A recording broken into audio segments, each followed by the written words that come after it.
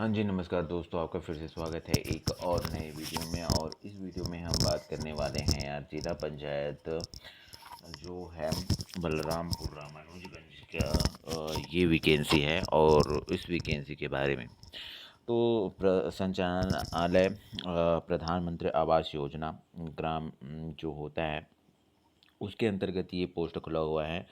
तो कुल 3 पोस्ट हैं यहाँ पर। रिक्त पदों की पूर्ति हेतु आवेदन सुविधा आधार पर किए जाने हेतु मुख्य कार्यपालन अधिकारी जिला पंचायत कार्यालय बलरामपुर रामानुजन के नाम से आवेदन पत्र जो है स्पीड पोस्ट के माध्यम से आप 18/7/2025 को अपराह्न 5:30 बजे तक, शाम 5 बजे तक आमंत्रित किए गए हैं। तो 5:30 बजे तक आप भेज सकते हैं।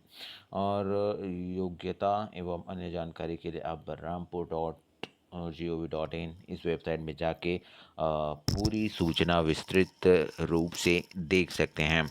चलिए थोड़ा सा देख लेते हैं डिटेल में कि विकासखंड समन्वयक का कितना पोस्ट है आपका। अनुसूचित जनजाति मुक्त में 1 है, महिला के लिए 1 है। और इसमें कुल टोटल जो पोस्ट है वो मुक्त के लिए 1 है और महिला के लिए 1 है, तो 2 पोस्ट हैं। और तकनीकी सहायक के लिए भी जो है आपके अनुसूचित जनजाति में 1 पोस्ट है। तो इस प्रकार से यहाँ पर टोटल 3 पोस्ट होते हैं। और उक्त संविदा रिक्त पदों की भर्ती हेतु नियम एवं शर्तों को यहाँ पर देख लेते हैं। तो जो है आवेदन पत्र आपके डाक के माध्यम से ही स्वीकार किए जाएंगे। पंजीकृत डाक या स्पीड पोस्ट के माध्यम से ही स्वीकार किए जाएंगे। और लिफाफे के ऊपर आवेदित पद का नाम एवं वर्ग का स्पष्ट उल्लेख किया जाए, अन्यथा आवेदन निरस्त किया जाएगा, ये कहा गया है। एक से अधिक पद हेतु आवेदन करने की स्थिति में प्रत्येक पद हेतु पृथक पृथक आवेदन करना होगा। आप एक साथ दोनों में अप्लाई नहीं कर सकते, आपको अलग अलग अप्लाई करना होगा, है ना।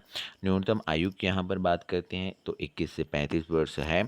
और विभाग द्वारा समय समय पर जारी छूट को यहाँ पर लागू किया गया है। संविदा नियुक्ति हुई तो लागू होंगे बोला जा रहा है। आयु की गणना जो है आपके 1 जनवरी 2025 के आधार पर की जाएगी, ये कहा जा रहा है। आगे हम देखते हैं सक्षम अधिकारी द्वारा जारी जाति प्रमाण पत्र ही मान्य होगा। और आवेदक द्वारा आवेदन हेतु समस्त आवश्यक दस्तावेजों की स्व प्रमाणित छायाप्रति संलग्न किया जाना अनिवार्य है, अन्यथा आवेदन निरस्त योग्य होगा। आवेदक को छत्तीसगढ़ राज्य का मूल निवासी होना अनिवार्य है। सक्षम प्राधिकारी द्वारा जारी निवास प्रमाण पत्र की स्व प्रमाणित प्रति संलग्न किया जाना अनिवार्य है। संविदा नियुक्ति अधिकतम 1 वर्ष के लिए होगी और तत्पश्चात आवश्यकता होने पर कार्य योग्य कार्यक्षमता, वार्षिक कार्य मूल्यांकन एवं व्यवहार के आधार पर शासन के निर्देशानुसार दोनों पक्षों की सहमति से कार्य अवधि 1 वर्ष के लिए निरंतर रखे जाने पर विचार किया जा सकता है। यह नियुक्ति जो है सामान्य प्रशासन विभाग के ज्ञापन क्रमांक यहाँ पर दिया गया है F9/1/2012 1-3 दिनांक 31 दिसंबर 2012 एवं अद्यतन निर्देश के अनुसार संविदा नियुक्ति के संबंध में समस्त शर्तें लागू होंगी। संविदा अवधि में छत्तीसगढ़ सिविल सेवा संविदा नियुक्ति नियम 2012 के तहत अवकाश की पात्रता होगी। संविदा पर नियुक्ति व्यक्ति छत्तीसगढ़ सिविल सेवा आचरण नियम जो है 1965 में 65 से शासित होंगे। संविदा अवधि के दौरान दोनों पक्षों में से किसी एक पक्ष द्वारा 1 माह की पूर्व सूचना या उसके एवज में 1 माह का वेतन देकर नियुक्ति समाप्त की जा सकेगी, ये कहा जा रहा है। सेवा समाप्ति पश्चात संविदा अधिकारी कर्मचारी के रूप में दी गई सेवा अवधि हेतु किसी प्रकार की पेंशन, उपादान या मृत्यु लाभ आदि की पात्रता नहीं होगी। जिले में कुल प्राप्त आवेदन पत्रों की मेरिट आधार पर सूचीबद्ध किया जाएगा और उनको कौशल परीक्षा के लिए 1 पद के विरुद्ध वरीयता क्रम में 10 अभ्यर्थियों को बुलाया जाएगा। तदुपरांत कौशल परीक्षा में प्राप्त अंकों को जोड़ते हुए अंतिम चयन सूची जो है वो तैयार किया जाएगा। मेरिट सूची में समान अंक होने की स्थिति में विज्ञापन में उल्लेखित कार्य अनुभव के आधार पर प्राथमिकता दी जाएगी, ये कहा जा रहा है। विज्ञान में अनुभव वर्णित अनुभव के अलावा अन्य कोई भी अनुभव मान्य नहीं किया जाएगा। आवेदन के विज्ञापन में, है ना, थोड़ी सी मिस्टेक हो गई पढ़ने में। विज्ञापन में वर्णित अनुभव के अलावा अन्य कोई भी अनुभव मान्य नहीं किया जाएगा। आवेदन करते समय अनुभव प्रमाण पत्र जारी करने वाली संस्था का नाम, पूर्ण पता एवं अनुभव हेतु जारी कार्यालयीन आदेश क्रमांक, दिनांक एवं जारीकर्ता अधिकारी का नाम एवं पद नाम, संपर्क हेतु संबंधित का दूरभाष नंबर एवं ईमेल की जानकारी एवं नियुक्ति आदेश की छायाप्रति अनिवार्य रूप से दिया जाए, ये कहा जा रहा है। अन्यथा इसके अलावा आवेदक द्वारा दिए गए अनुभव को मान्य न करते हुए अपात्र की श्रेणी में रखा जाएगा, जिसके लिए आवेदक ही स्वयं जिम्मेदार होगा। शासकीय अनुभव प्रमाण पत्र हेतु आवेदक को समस्त कार्य अवधि का प्रमाणित पे स्लिप, बैंक स्टेटमेंट प्रस्तुत करना अनिवार्य है। गैर शासकीय अनुभव प्रमाण पत्र हेतु आवेदक को समस्त कार्य अवधि का प्रमाणित पे स्लिप और बैंक स्टेटमेंट प्रस्तुत करना अनिवार्य है। पदवार अनुभव हेतु प्रस्तुत दस्तावेज मान्य या अमान्य किए जाने के संबंध में अंतिम निर्णय चयन समिति के पास सुरक्षित होगा। समान अंक पाने वाले अभ्यर्थियों की पारस्परिक वरीयता उनके उम्र के आधार पर निर्धारित की जाएगी, जिसके अनुसार अधिक उम्र वाले अभ्यर्थी का चयन पहले किया जाएगा। सर्वोच्च अंक अर्जित करने वाले आवेदक को नियुक्ति दिया जाएगा और 5 आवेदक को प्रतिशत सूची में रखा जाएगा एवं भविष्य में नियुक्ति पश्चात 1 वर्ष के भीतर पद रिक्त होता है तो उसे प्रतिशत सूची से भरा जाएगा। शासकीय गैर शासकीय संस्थाओं में कार्यरत आवेदक को अपना आवेदन पत्र उचित माध्यम से अनापत्ति प्रमाण पत्र सहित प्रस्तुत किया जाना अनिवार्य होगा और ऐसे आवेदक जिन्हें पूर्व में सेवा अनुशासनहीनता, अनुचित व्यवहार, सेवा स्वेच्छाचारिता या अनियमितता के आधार पर किसी भी शासकीय विभाग द्वारा किसी भी पद से पृथक किया गया हो, चयन के लिए पात्र नहीं होंगे और गलत जानकारी दिए जाने पर उम्मीदवारी निरस्त मानी जाएगी। अपूर्ण, अस्पष्ट एवं त्रुटिपूर्ण आवेदन पत्र कर दिया जाएगा एवं त्रुटिपूर्ण आवेदन पत्र को निरस्त कर दिया जाएगा, कोई सूचना नहीं दी जाएगी। पदों की संख्या में परिवर्तन संभावित है। विज्ञापन में पदवार जिले का रोस्टर लागू होगा और जिला नियुक्ति के पूर्व आरक्षित पदों का मिलान जिला स्तरीय आरक्षण रोस्टर से करने के पश्चात ही नियुक्ति आदेश जारी किया जाएगा। यदि आवेदक प्रत्यक्ष या अप्रत्यक्ष रूप से नियुक्ति प्रक्रिया को प्रभावित करने की कोशिश करता है तो अभ्यर्थी की उम्मीदवारी निरस्त कर दी जाएगी। आवेदक द्वारा आवेदन के समय प्रस्तुत समस्त दस्तावेज नियुक्ति उपरांत गलत पाए जाने पर उनकी नियुक्ति निरस्त करते हुए कानूनी कार्यवाही भी की जाएगी।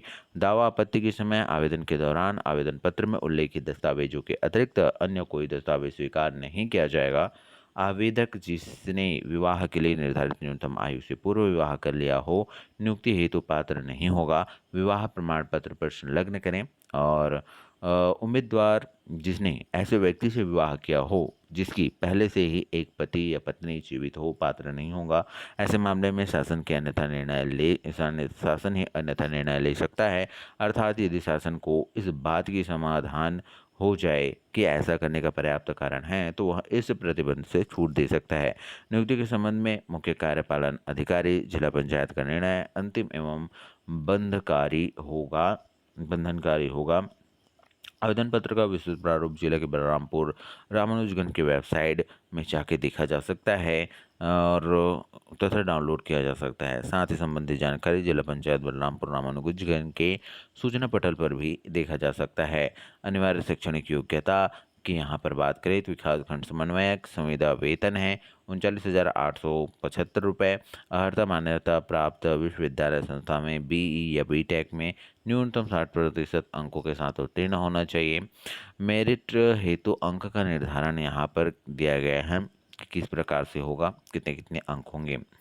अर्हता मान्यता प्राप्त विश्वविद्यालय संस्था में न्यूनतम 60% अंक के साथ स्नातकोत्तर की उपाधि और कम से कम 2 वर्ष का शासकीय एवं गैर शासकीय कार्यालय अंतर्गत विभिन्न योजनाओं में क्रियान्वयन का कार्यानुभव, ये कहा जा रहा है। मेरिट हेतु अंक निर्धारण। हायर सेकेंडरी में प्राप्त प्रतिशत पर 100 अंकों का वेटेज देते हुए 20 अंक है। अनिवार्य शैक्षणिक योग्यता में प्राप्त प्रतिशत पर 100 अंकों का वेटेज देते हुए 30 अंक है और शासकीय या गैर शासकीय कार्य का अनुभव पर 100 अंकों का वेटेज देते हुए प्रत्येक वर्ष हेतु 4 अंक अधिकतम 20 अंक निर्धारित है। कंप्यूटर प्रायोगिक परीक्षा पर वेटेज देते हुए 20 अंक हैं और साक्षात्कार पर 100 अंकों का वेटेज देते हुए 10 अंक है।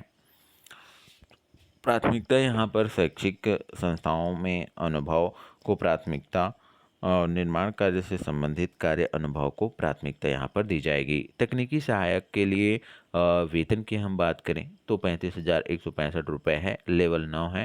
मान्यता प्राप्त विश्वविद्यालय से या संस्था से बी या बीटेक इसमें मांगा गया है। हायर सेकेंडरी में प्राप्त प्रतिशत पर जो है आपके 100 अंकों का वेटेज देते हुए 20 अंक इसमें दिया जाएगा। डिप्लोमा सिविल इंजीनियरिंग में न्यूनतम 60% अंक के साथ उत्तीर्ण होना चाहिए, ये कहा जा रहा है। अथवा उपरोक्त श्रेणी में अभ्यर्थी उपलब्ध न होने की स्थिति में बी या बीटेक डिप्लोमा किसी भी ब्रांच में इंजीनियरिंग न्यूनतम 60% अंकों के साथ उत्तीर्ण होना चाहिए। अथवा उपरोक्त श्रेणी में प्राप्त अभ्यर्थी उपलब्ध नहीं होने की स्थिति में एमएससी गणित या भौतिक न्यूनतम 60% अंकों के साथ उत्तीर्ण होना चाहिए, ये कहा जा रहा है। इसके हम मूल्यांकन किस प्रकार से होगा, मेरिट सूची अंक का निर्धारण किस प्रकार से होगा, इसको देख लेते हैं। हायर सेकेंडरी में प्राप्त प्रतिशत पर 100 अंकों का वेटेज देते हुए 20 अंक यहाँ पे है। अनिवार्य शैक्षणिक योग्यता में प्राप्त प्रतिशत पर 100 अंकों का वेटेज देते हुए इसमें 30 अंक है। शासकीय कार्य का अनुभव पर 100 अंकों का वेटेज देते हुए प्रत्येक वर्ष के हेतु 4 अंक अधिकतम 20 अंक है। कंप्यूटर प्रायोगिक परीक्षा पर वेटेज देते हुए 20 अंक है। साक्षात्कार पर 100 अंकों का वेटेज देते हुए 10 अंक हैं और प्राथमिकता शासकीय व गैर शासकीय संस्थाओं में निर्माण कार्य में कार्य अनुभव को प्राथमिकता यहाँ पर दी जाएगी। अनुभव हेतु अनिवार्य शर्त यहाँ पर दिया गया है। अनुभव हेतु पदों में दिए गए आवश्यक वर्षों की सैलरी और बैंक स्टेटमेंट आवश्यक है, ये कहा जा रहा है। मुख्य कार्यपालन अधिकारी जिला पंचायत बलराम मोहन के द्वारा जारी ये नोटिफिकेशन हमारा हमने पूरा देख लिया क्या क्या ज़रूरी है। और आइए आवेदन का प्रारूप देख लेते हैं। आवेदन का प्रारूप कुछ इस प्रकार से होगा। इस आवेदन को आपको भर के स्पीड पोस्ट के माध्यम से भेजना होगा इसके दिए गए एड्रेस पर, और लिफाफे के ऊपर में आपके पद का नाम भी लिखा होना अनिवार्य है और यहाँ आपका आवेदक का हस्ताक्षर, आवेदक का नाम वगैरह लिखना भी है। तो थैंक यू वेरी मच, आपने वीडियो को पूरा देखा इसके लिए, और बने रहे हमारे साथ ऐसे ही जॉब्स के अपडेट्स को पाते रहने के लिए। यदि वीडियो आपको लंबा लगे तो 2x स्पीड में ज़रूर देखें और हमारे सोशल मीडिया को जो जितने भी अकाउंट हैं उसको फॉलो कर लें। हम हमारे वीडियो के लिंक्स वगैरह वहाँ पर शेयर करते रहते हैं। थैंक यू वेरी मच, आपने वीडियो को पूरा देखा इसके लिए।